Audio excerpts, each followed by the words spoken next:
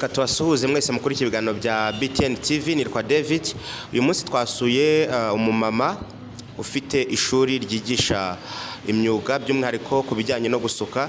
Tugiye kuganira nawe, muri kumubona kuri kamera. Ndagira ngo tumuhe umwanya atangire yibwira abakurikiye BTN TV. Nitwa Uwitonze Clarisse, ishuri na salo bikaba byitwa Clarisse Light Salon Company Limited.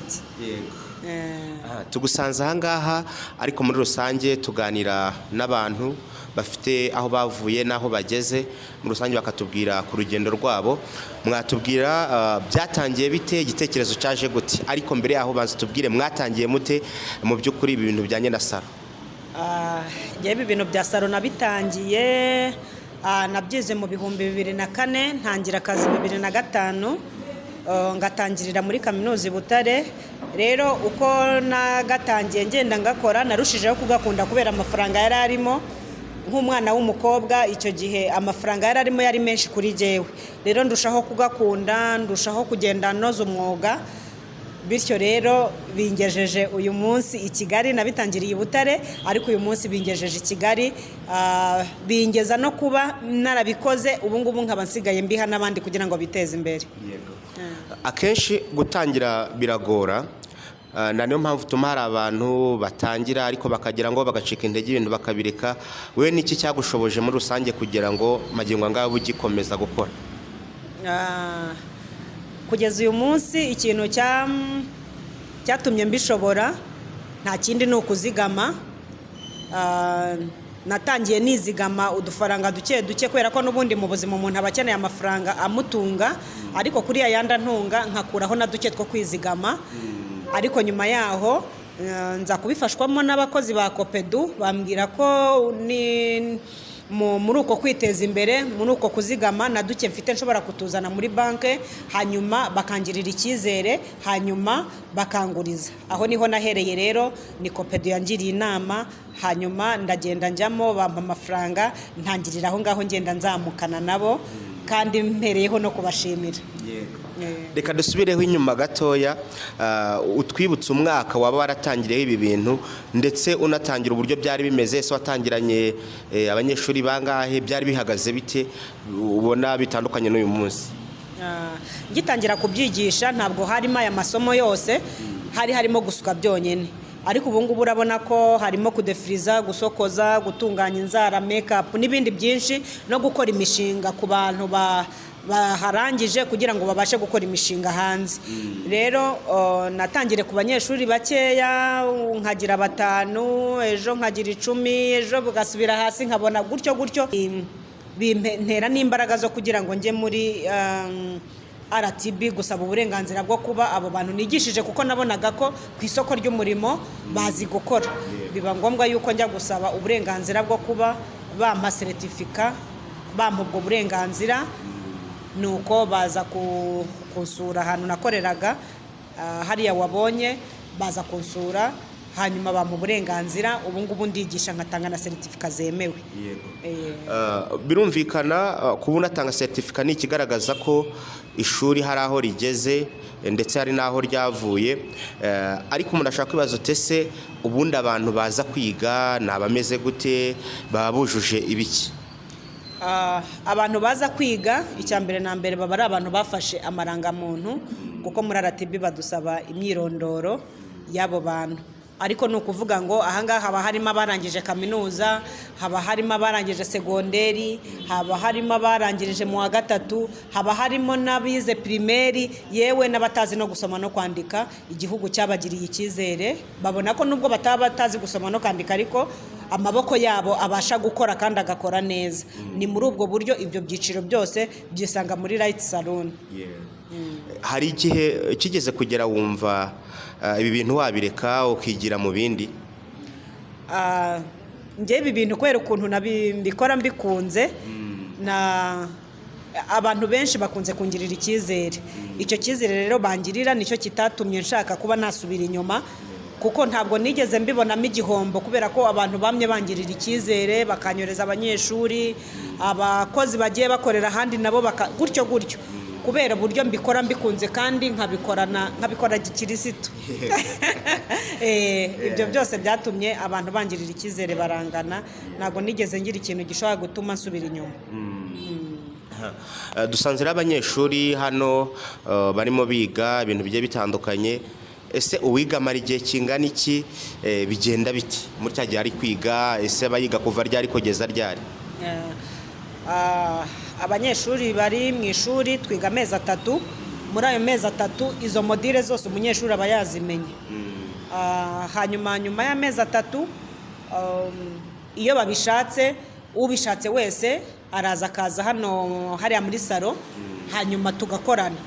Atangirira ku biciro bikeya akagenda azamuka gake gake.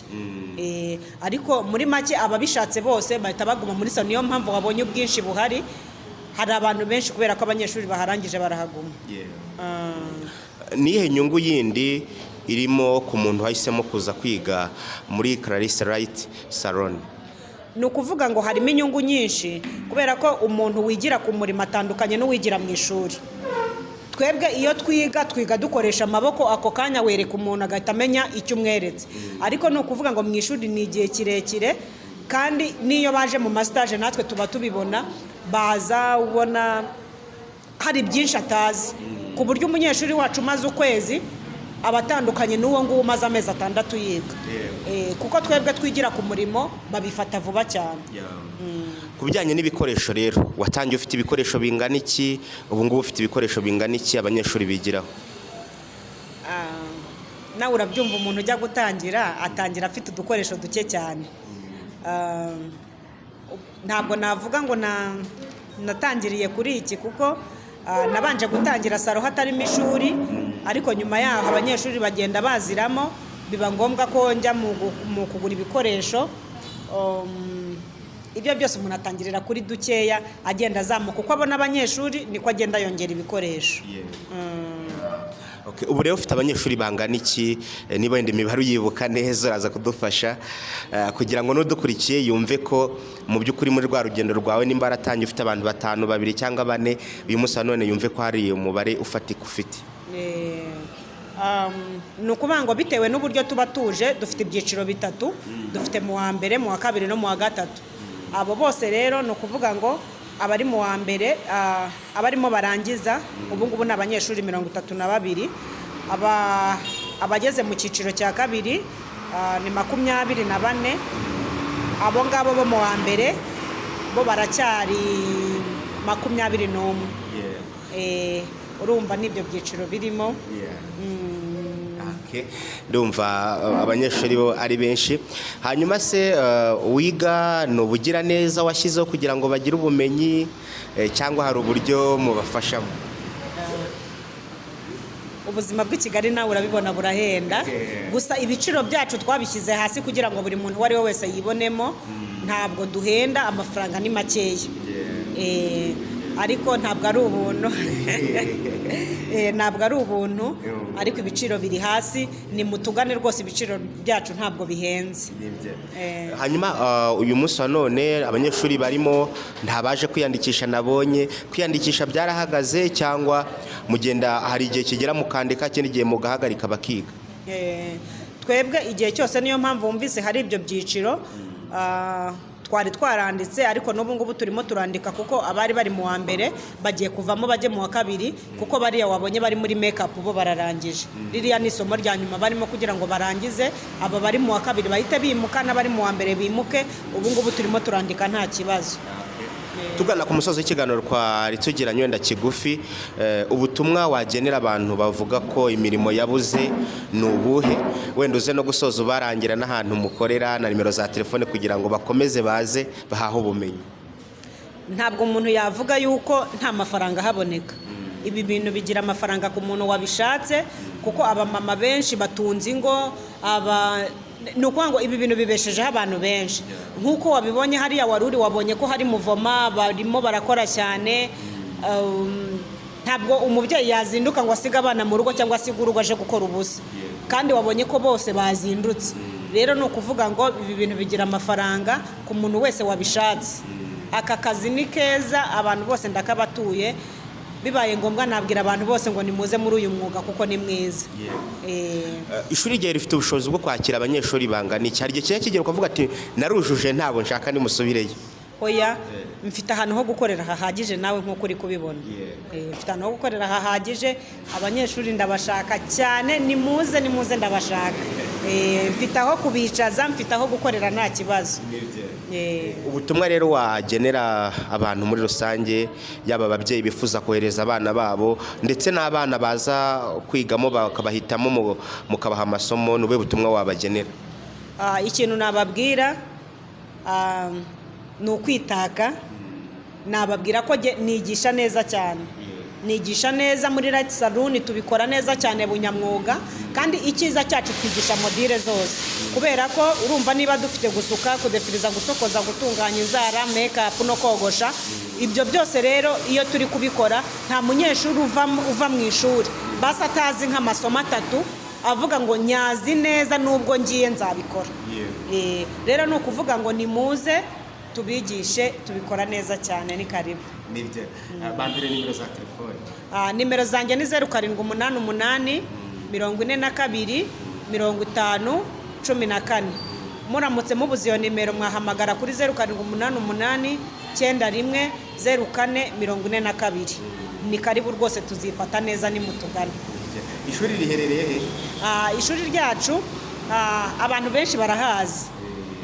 Barahazi, ni ku muhanda umanuka ujya 12, iyo umanuka ni ku cyapa cy'J141 iburyo. Akenshi iyo tugiye kurangira abantu turababwira ngo motari urabona hantu hari abagore benshi cyane basuka, aho ngaho abantu bose barahazi. Ni karibu rwose, muze tubigishe, ni karibu muze tubasuke dusuka neza, ni karibu rwose. Turabashimiye.